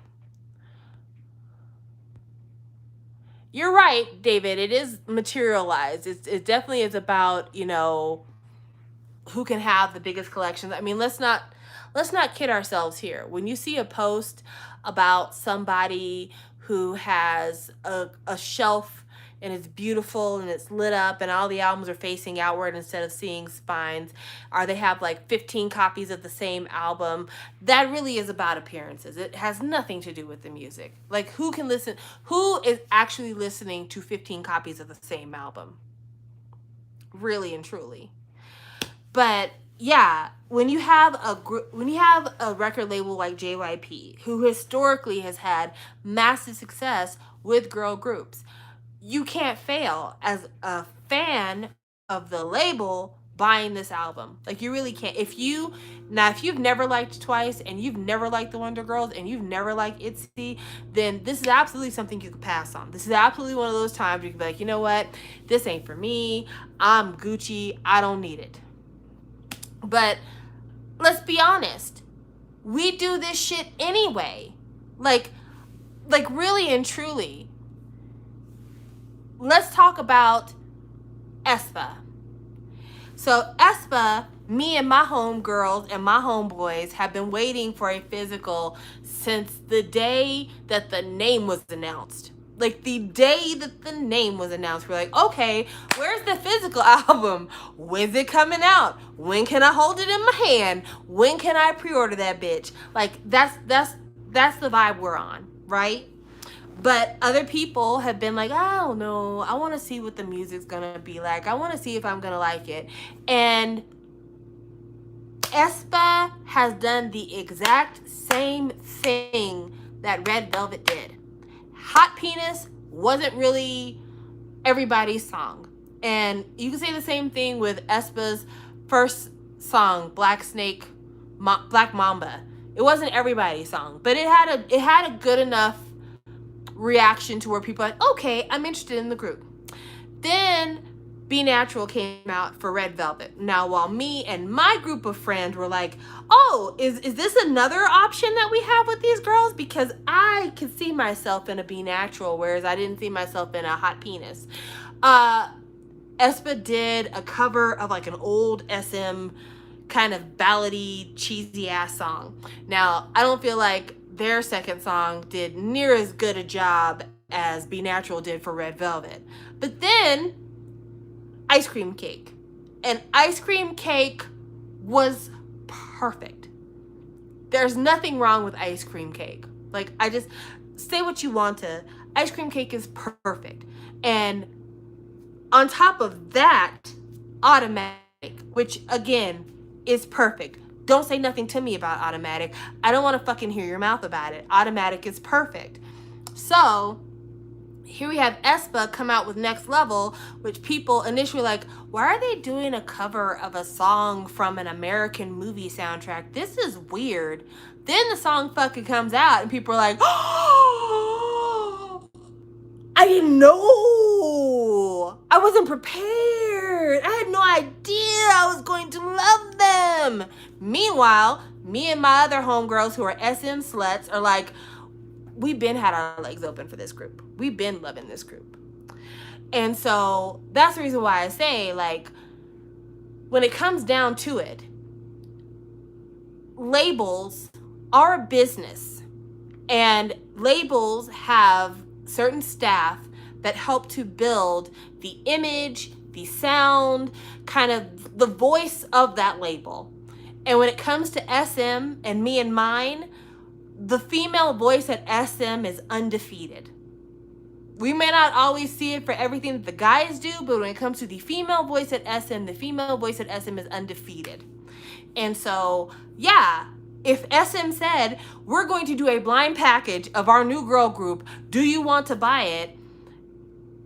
I would see it as reasonable. In fact, me and my homegirls would be scrambling to get it. We would be fighting to have it in our hands because SMA done us wrong.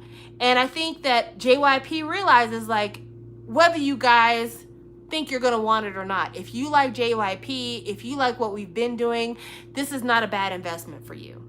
Now, there's a reason, though, why JYP is doing this with a girl group. Because even though boy groups are super popular, I don't think as many people would blind buy a JYP boy group. Because there are Korean fans who still aren't completely sold on Stray Kids. There are Korean fans who have never really been sold on Day 6. So they probably would not really be that interested in doing a boy group for JYP. But a girl group, on the other hand, like literally twice. That's all you gotta say. Twice. Follow that up with the Wonder Girls. You know, sprinkle a little ITZY on that. JYP ain't never lost. He ain't never missed. He ain't never missed. So for them, this is a done deal for them. This is a done deal. You know, and honestly, let's be real about it. There's another label that could do this exact same thing, and that's YG. If YG said tonight, we are debuting a new girl group, they're not going to come out until 2023, but if you want to buy their album, you got 15 minutes to get your ass on our website and give us your money. Do you know that they would sell 2 million albums in 15 minutes? If they have the server capacity, they could do it. They could do it. In fact, if they said, you're buying the album today, but we won't ship it to you until 2023, they would still get that money. In fact, of the large labels, the largest labels, honestly, the only label who can't do that is Hybe. Big Hit. They're really the only large label who can't pull a stunt like that. Because even though they are so high profile, people haven't really been falling in line with the groups they've been debuting. So, yeah. If Hybe said our new girl group is coming out and you've got a week to buy their album, people would be like, yawn. Whereas SM, YG, JYP can all pull a stunt like this, and they already know we will not lose any money on this. We're not going to lose any money on this. This is going to be a win-win for everybody involved because the market is there. We have conditioned the market to accept this from us, to anticipate this from us, to feel like we are doing them a favor by doing some shit like this. So do I feel salty about JYP pulling off a stunt that they, through the last 20, almost 30 years, have earned the right to do? Fuck no. I'm not. You know, for those of you who K-pop begins and ends with whatever year you got involved with K-pop, you might not know this, but JYP has a very deep history in Korea. Because JYP, the man, was a solo artist. And he's been doing music for over 30 years in Korea. He was a hit in the 90s. And so he spent the better part of 3 decades conditioning Korea into loving his music. SM has had top idols for the last 20 years. HOT was an SM group. Shinhwa, an SM group. So when it comes to them making money and them being able to finesse the public, it's like when it comes down to it, they earned that through years and years and years of building the public's confidence in what they can produce. So yeah, it seems wild and it seems like, oh, K-pop, this is some bullshit. But at the same time, like, the proof is in the pudding, and when it comes to JYP and when it comes to SM and when it comes to YG, and you look at what they put out there, they have reason to believe they can pull off stunts like this because they've been able to show and prove that they can deliver. it's a sure thing. It's not a gamble on the part of the fan. And I'm sorry, Crush's Oasis, if it seems like this was an ad. This was not an ad. I didn't even know anything about this until we started having this conversation. But now that we're talking about it, I mean, really and truly, they could do it. They could do it. Somebody said something just a moment about Mafia in the Morning. I don't get Mafia in the Morning. I don't get Mafia in the Morning. I'm not vibing with it just yet. But also, like, since ITZY's debut, I haven't really been a fan. Not like I think they're a bad girl group. Like, never that. That's not at all what I'm saying. What I mean is, like, I feel about ITZY the way I felt about Twice after Signal. Does that make more sense to you guys? Like, you know, after Twice came out with Signal, a lot of people were like, hi, I don't know if I get where you guys are coming from. Signal, and then after that it was Knock Knock, and a lot of people were like, I don't know if maybe. And so I feel that way kind of about ITZY. I don't think they're a bad group. I just feel like they're not really doing music that I tend to gravitate towards. That's really my bag. And I also know that I have a very narrow niche when it comes to the music that I like, because currently Twice's new music is my speed. And well, except for this last one, this Drunk on You, I'm not exactly sure, but I think, like, I guess I'm thinking more of like Fancy and definitely Can't Stop Me, you know, that kind of thing. So yeah, I think that probably that's where I'm at with ITZY right now, but later on down the line, I'll come back to it. I'll come back to it. So I'm not writing off ITZY. I just feel like maybe ITZY is for a younger crew just now, and I just haven't really gotten it. Like, I haven't really sunk my teeth into it. Oh, while we're sitting here talking about JYP, I owe you guys. The last time I did a live stream, somebody asked me about how I felt about 2PM's comeback, and I said I had not listened to it, and it was the truth. I had not listened to it at the time. I had not watched the music video. I have now watched the music video, and I have now listened to the album, and I will tell you my thoughts. The video it's so 2PM. It's so 2PM. So, like, when I was watching the video, I was thinking about Junsu for some reason. Junsu has this one song, I'm talking about Jaya Junsu. He has this one song where, like, the world is coming to an end, and he's almost like the harbinger of death, and we're like shown flashbacks of this couple arguing, but then we realize, like, it's the husband having the flashback because his wife was killed at the end of the world. I'm off on a real tangent here, guys. I know a lot of you are not going to get this. Anyway, I say all that to say, Second Gen really did used to do a lot of these videos that had these kind of, like, over the top plot points.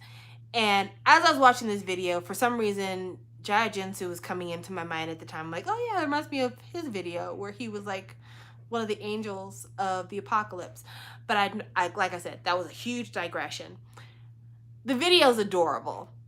All the members of 2PM are after the same girl, and they're all experiencing the world literally falling apart around them. At one point, Nick Hyun's walking down the street and a blade of glass cuts his cheek, and the man is like, I didn't even see that little snowflake that just fell. I'm looking at you, girl. And it was just like, it was just so stupid. It was just so stupid, but at the same time, it was so fun. It was so fun because it's 2PM, and that's the kind of shit that they do. And it was just so fun too because I feel like it's been a long time since I watched a video like that. Like just like a silly premise to a video.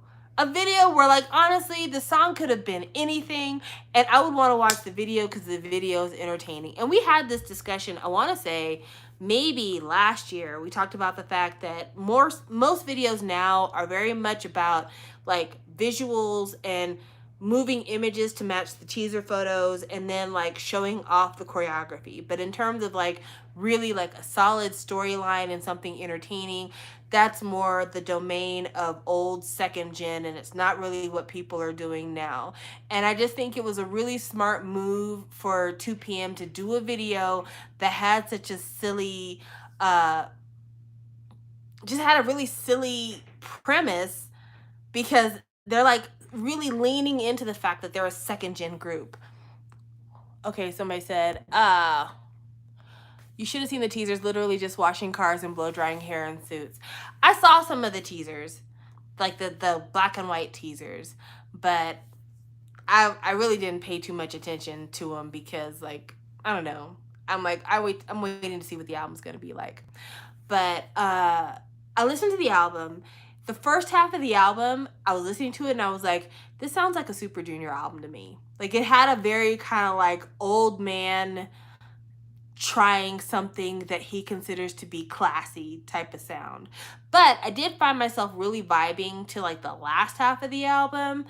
I still am not sure if I want to buy it. I think I might reach out to Catch Up CD to see if they've got a William version, because if I could get one, I would want the William cover, because he's my bias in 2PM and has been for a really long, ever since he was Jason. He's been my bias ever since he was Jason.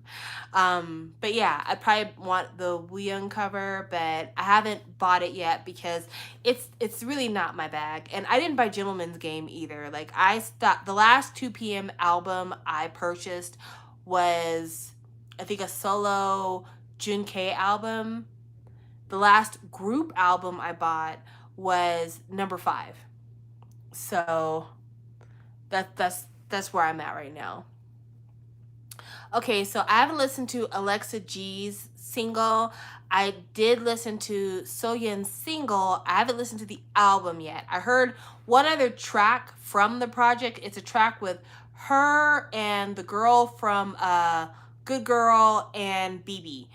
And I think it was called, like, Am I Speaking to a Bad Bitch? Is that what the name of the song is? What is the name of that song? It's something like, is this a bad bitch?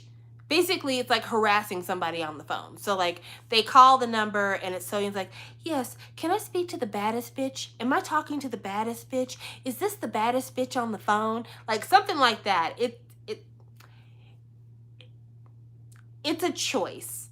It's a choice. I always enjoy BB on a track, but I feel like this is probably one of her worst collabs because it's just such an uneven song. And then, like, I watched the video and listened to the song, and I'm like, first of all, you're incredibly unlikable in this video. I don't know why you don't have more people who are willing to talk to you about this, but you come across very unlikable when you're by yourself. There's, like, a scene in the video where somebody is walking down the street and they're eating an ice cream cone, and, like, she bumps into them and they drop their ice cream, and then they, like, instead of her apologizing, she's just kind of like, and so they have, like, a little 2-second dance off, and they're like, oh, I see that you're a bad bitch like me, so I'm gonna let you breathe. And it's just like, first of all, the ice cream truck is just right there. If you bump this person and they drop their ice cream, you could be like, I'm sorry, let me buy you another one. Instead of being like, that's just how it goes sometimes. Like, just don't do you no favors. Soyeon, let me talk to you for a second. Let your auntie give you some advice. You have a problem when it comes to people's perceptions of you. This is a problem that started when you did Queendom. A lot of people watched Queendom and felt like you were kind of a little obnoxious, maybe a little conceited, maybe a little self-centered, a little bit. Doing a video where you are unapologetically rude to people is not the best look when you're already dealing with people feeling like you're a bit self-involved and that you are a little bit conceited. So maybe, just maybe, you might want to consider not shoving somebody, knocking their ice cream out their hand, and then deciding we need to have a dance off. Maybe it would be better if in your video you pick somebody who earned a dance off to be the person that you have the dance off with. Like maybe it would have been better if instead of knocking somebody's ice cream out of their hand, you just like bumped into somebody who was on their cell phone and y'all were both on your cell phones and not paying attention, or something where it doesn't seem like you're obviously in the wrong, but you aren't even recognizing that you're in the wrong. But I say all that to say, like, girl, you're so talented. You are so cute. You could be doing very, very well, but you have got to start listening to somebody. I don't know who that person needs to be, but you've got to find somebody whose opinion you trust, and you need to start listening to them, because I'm worried about you. I'm worried about you. I feel like people are going to start pulling themselves away from you. Also, I feel like you might be a friend with Key, and not for nothing, I feel like Key's female friends are kind of a little bit cursed. Kind of a little bit. I'm thinking specifically of Nicole, and I'm thinking specifically of Soyu. Nicole from Kata is Key's friend, and when she did her first solo album after she had left Kata, Key did like her fashion direction, something like that, styling for her. That solo didn't go very well. Her solo career has not really gone anywhere. Soyu is Key's friend as well. They're very close. After Sistar disbanded, Soyu has had middling to little success. And if you're friends with Key, because I know you did the song for Key on his I Want to Be with him, I feel like you might accidentally be cursed.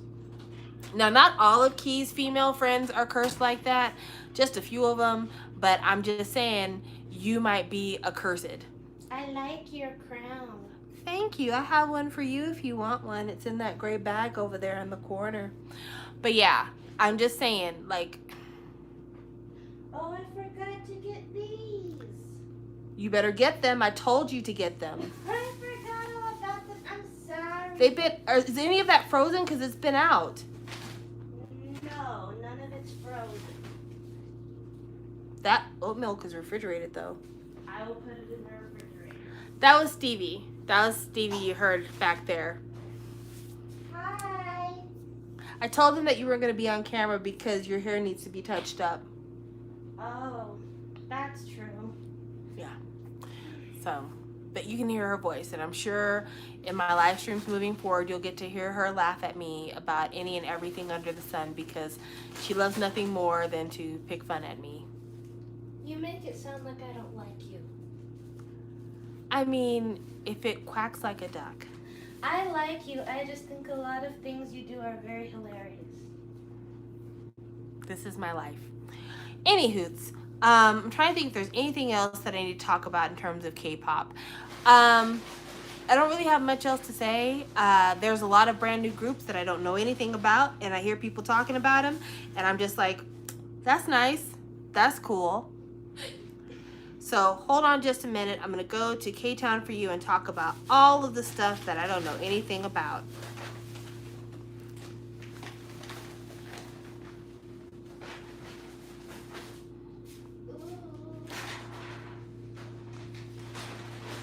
What'd you say? What? What'd you say? I said, ooh. Okay. So let's see here. They're doing a photo book version of NCT's Hot Sauce, I guess, for restock. I guess the original in the Hot Sauce package, the jewel case, is out of stock. So they're doing a photo book version restock. And I guess Hello Future, they're still for sale. No. Yeah. Well, it's been months, Stephanie. Oh, wait a second. Why do they have this arranged by best item? New item. Okay, I don't like the new K-Town for You website. It's on mobile, it's annoying. Okay.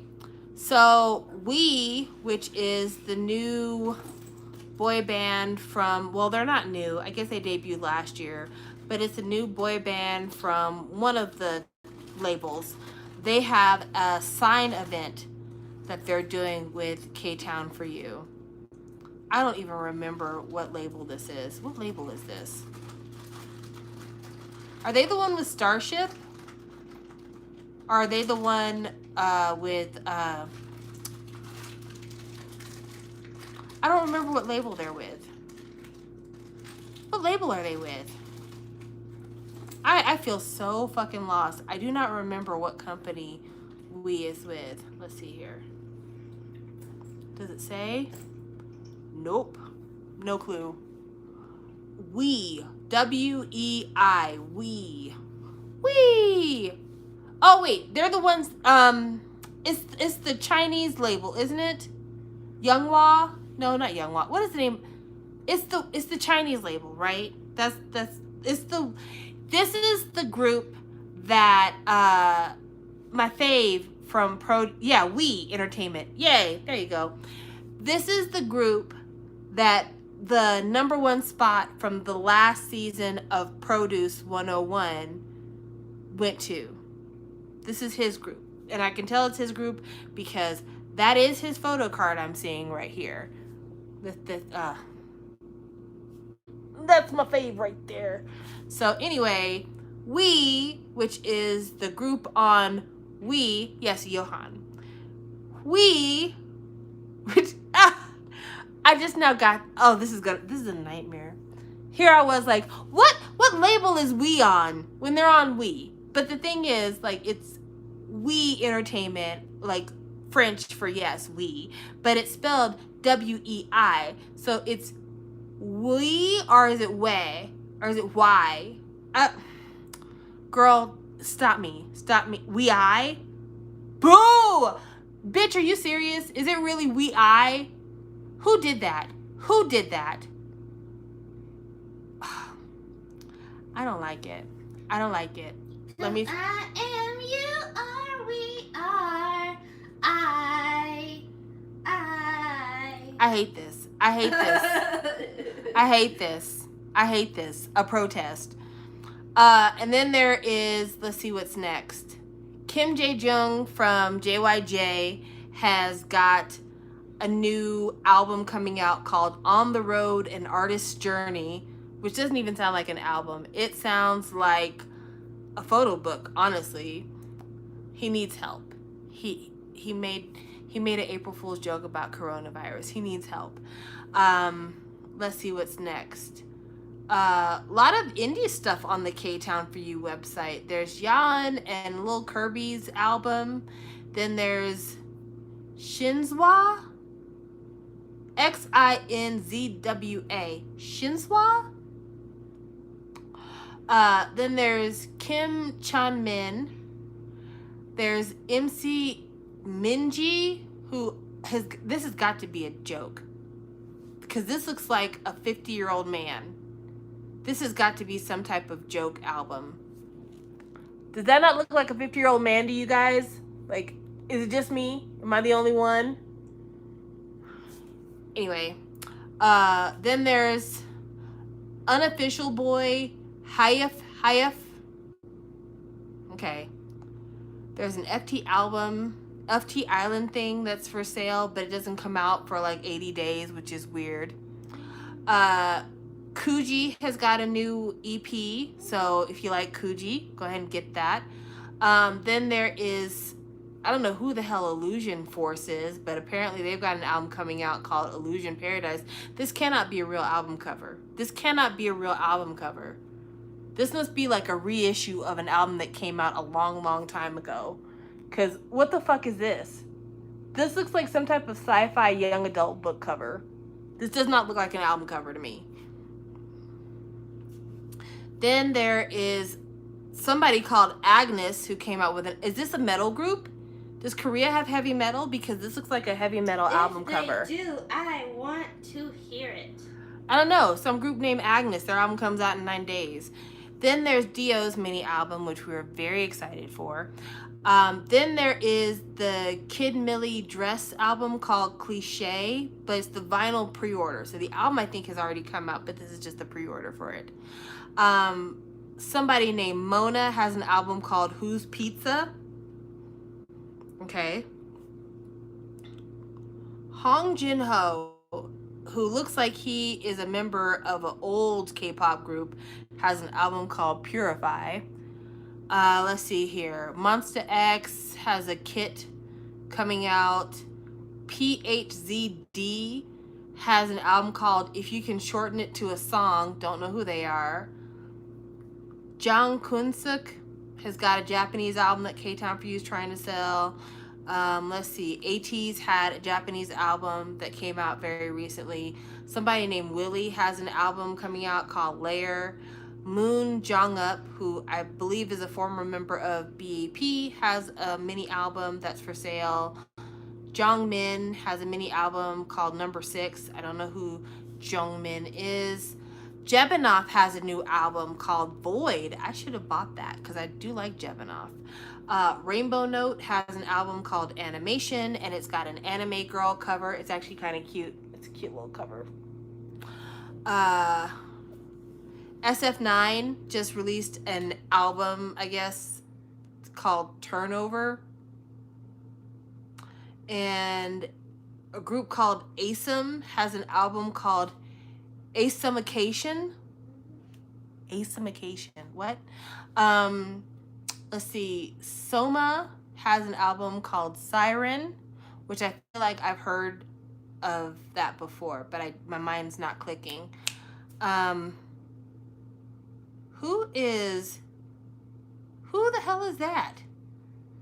There's a lot of like indie stuff on the K-Town For You website. I'm really surprised how much indie stuff is on here. Like, I don't know who this is. It looks like their name is Youngwi Malmsteen. Who is this? What is going on here? I don't know. I'm just out here. I feel like I don't know K-pop. Kundi Panda, Pictions. Okay, Drippin's got an album. I think Drippin is the one on Starship, I think. Oh, this thing right here. I meant to talk about this when we were talking about Soyeon earlier. Also, I want to talk to you, Soyeon, in case nobody told you. There's this thing called international shipping. It's really a pain in the ass for people who don't live in Korea. Could you do us a favor, and the next time you put out an album, can you please put out an album whose packaging is not going to be a bitch to get shipped to you? This is the packaging for Soyeon's album. That's too much. That's far too much. You're doing entirely too much there, girl. That's too much. This is a whole takeout container. And for what reason? Why are we doing it like this?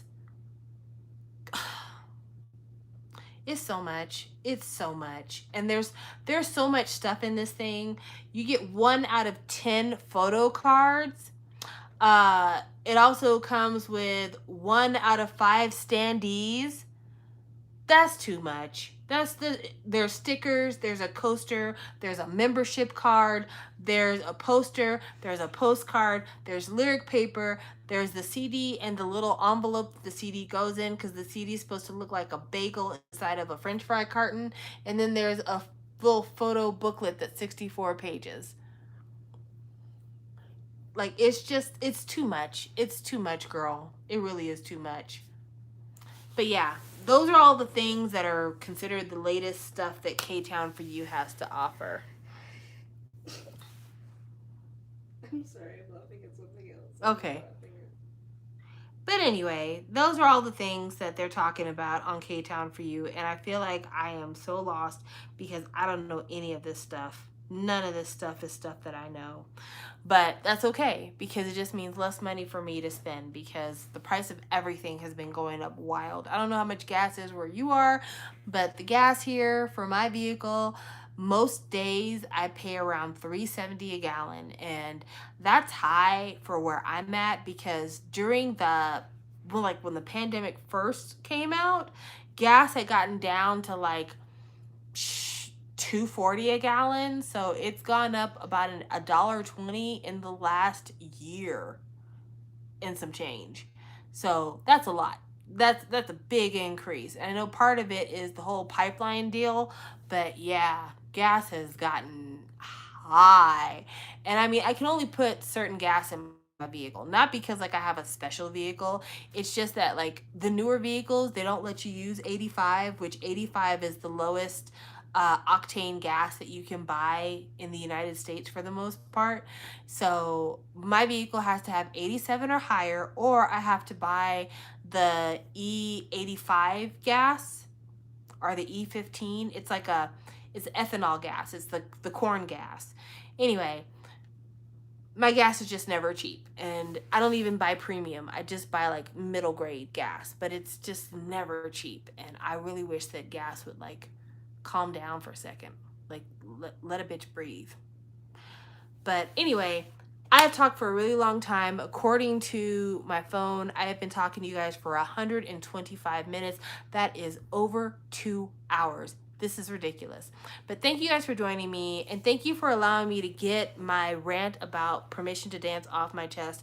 Please know, I no matter what direction they take with their music, I will never feel bad for having been a fan of BTS during Love Yourself, during Wings and You'll Never Walk Alone, during Greatest Moments in Life, Young Forever. I will never feel like that time was wasted. But as for the future, all I have to say is we'll see. That's all I can say. We'll see. Thank you guys so much. Bye.